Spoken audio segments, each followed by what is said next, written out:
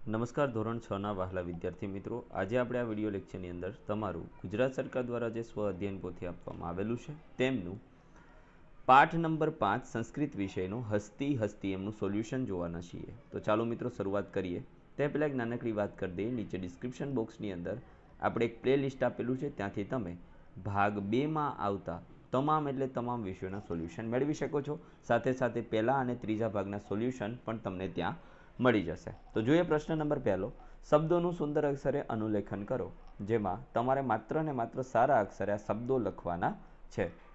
સુરૂપાકારો, અંડસમાત્રાદ।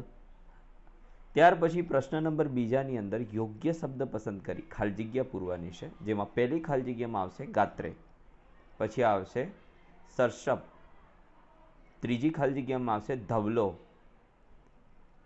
ચોથી ખાલી જગ્યામાં આવશે તુચ્છમ, પાંચમી ખાલી જગ્યામાં આવશે ભીતઃ।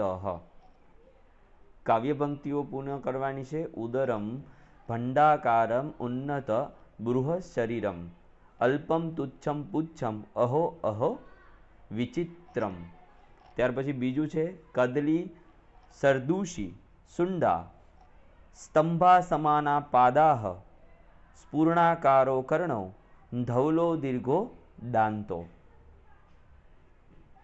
ત્યાર પછી તમારે કૌંસમાંથી યોગ્ય વિકલ્પ પસંદ કરી અને આ જે નાનકડું એવું ગલડિયું આપેલું છે એના શરીરના અંગો લખવાના છે। તો પહેલું છે કર્ણઃ, બીજું છે પુચ્છમ, ત્યાર પછી છે ઉદરમ, પાદાહ, મુખમ અને નેત્રમ। નેત્ર એટલે આંખ, મુખમ એટલે મોં, પાદાહ એટલે કે પગ, ઉદરમ એટલે પેટ, પૂછમ એટલે પૂંછડી અને કર્ણઃ એટલે કાન।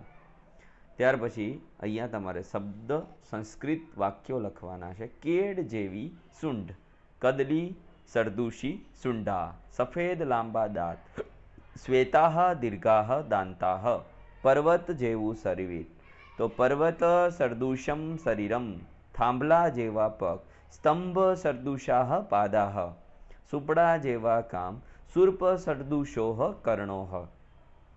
ત્યાર પછી તમને મનગમતા પ્રાણીનું ચિત્ર દોરવાનું છે, તો ચિત્ર મિત્ર જાતે દોરો। આ મેં ચિત્ર દોરેલું છે, તમને કેવું લાગ્યું એ પ્લીઝ પ્લીઝ પ્લીઝ કમેન્ટ કરીને જણાવજો। તો ચાલો મિત્રો ફરી મળીશું નેક્સ્ટ વિડીયો લેક્ચરમાં, ત્યાં સુધી આવજો। જય હિન્દ, જય ભારત।